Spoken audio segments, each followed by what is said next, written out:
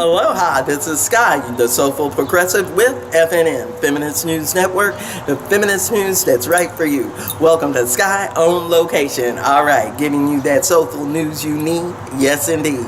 Bringing it to you today. All right, so giving it to you the soulful way. So let a friend know and like and subscribe. All right, thank you for already doing it. Now, what do I want to talk to you about today? The prison system. And the new book by Dr. Victors called Life and Death in Rikers, talking about how the prison system in Rikers contributes to the health risk issues that are going on. Thousands die in prisons every year. And I'm talking about not just the public, but the private prison systems too.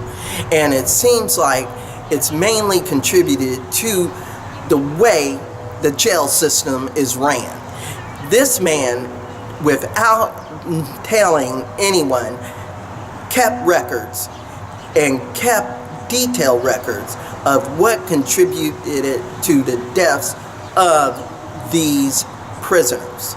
And what was going on? Being denied access, a lot of beatings and injuries, being called slip and falls. Now, a lot of this bad health risk is contributed to the denial of services, to the refusal of helping the prisoners, and it's all systemic within the system of the prisons. They are just treating the prisoners this way. And like he said, it's a paramilitary system. So let's take a listen to what Dr. Victor said on Democracy Now!, explaining which group is most likely to go through these health risks and why. We already know which group it is, but we'll let them tell it anyway, then discuss. All right. Venters joins us now, physician and former chief medical officer for New York City's Correctional Health Services. Again, his book, Life and Death in Rikers Island. He's currently senior health and justice fellow at Community-Oriented Correctional Health Services and associate professor at New York University's College of Global Public Health. Early on in my time overseeing the health system in the New York City jails, it became clear that our job was not just to take care of people who were injured or address the medical problems people had, but that this system was conferring new health risks to our patients. So our patients were getting hurt because of the way the jails were set up and run. And so it was clear to my team and I that part of our mission had to be to use our tools as public health and epidemiology folks, as well as doctors and nurses, to document just what these health risks were and to report those out. And one of the things that over the years became clear is that those health risks, as you just stated, aren't meted out in a uniform fashion. People with behavioral health problems, people of color, our data show we're more likely to find themselves on the wrong end of these health risks. Talk about why prisons are lethal. Talk about Rikers Island, for example. Well, we can start with the first and most serious health risk, which is death. It's clear that there are many preventable, or what we would call jail attributable deaths that happen. We worked hard to document those while I was leading the health service in the New York City jails, but there are many others. So, for instance, people that we know who are coming in with very serious health problems, diabetes or hepatitis C or needing dialysis, who then are denied those services despite the fact that we have them available. People who are exposed to solitary confinement, not just the isolation, but the brutality and violence associated with that, who do take extreme measures to get away from the distress that that setting causes. Those are things that were conferred to those people. Whether it's a patient or a doctor or a nurse, faces a real gauntlet of challenges that not only are bureaucratic and administrative, but actually could put their own personal safety at risk. I know that's right, but it's just too sad. Way they're doing these people and stripping them of their rights, creating not just a prison state, but a slave state, an oppressed state, and they're trying to literally erase them away. Ugliness. This is why he is absolutely right when he says there's a need to create jail and prison boards and commissions so they can work and account for all the problems, all the deaths, and all of the programs that they want to work but they're not. Let me give you a personal story as a homeless program director, what I had to deal with. I had every person that is supposed to come out of jail when it's their time to come out, or is supposed to have somebody that they're supposed to go to, sign off to, so they don't have to go to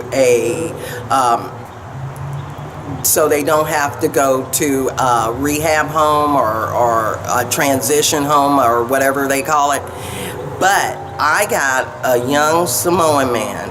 He was in his early 20s. He had diabetes. They so poorly took care of this young man until he was missing both of his feet coming out of jail. And he was walking on his nubs when he came into the shelter. I helped him get health care. I signed him up. I tried to immediately help him and take care of him. He wanted to be left alone. He wanted to do his thing, but he came in every day to feed. And when his insurance came in, his Obamacare, and it took 6 weeks, by then he was dead. And somebody was still collecting the SSI money off of him because they were holding his card. Now, see, that's a whole nother thing about the surveillance state. They think it's good for you, but really it's not.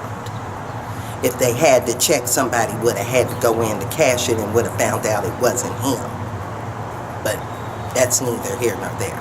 And I was the one that had to contact the family, send the body to the morgue, and give them the information. Now, there's other situations going on with all of that I don't even have time to get into. The point of this story is his death was most definitely contributed to him being in jail and receiving poor health care while he was there, because nobody else cut off his feet except them, and then sent him out without putting him in a rehab home or next step home or a transition home, which they should have did, because his family was living in Alaska. They didn't see about that boy. They didn't care if he lived 30 days past being out of jail. And more likely, because they knew of his health situation and his health problem, that's why they kicked him out. And how many more are they doing like that? Honey, God only knows. Or the universe can only say. You know why being in jail should be considered a negative health condition? It's because it's not natural. The situation they're going through is being put on them, not what they did or what caused them to get in there. And no, that's right. That is a sad way of treating people. And if you agree with me, leave comments below. I know. And contact me at FeministNewsN@gmail.com. Don't forget to like and subscribe to the YouTube channel and the Facebook page, Feminist News Network. And I'm on Twitter as the Soulful Progressive and got that Patreon going on. And you could still get that Feminist News tea, yes indeed, just for $15 and $5 for the shipping. $20 and it's on its way, straight from Hawaii. Yeah, all right. So remember, like I said, in this era of hate, you got to participate. All right. Thanks for watching. Thanks for joining and getting that soulful news.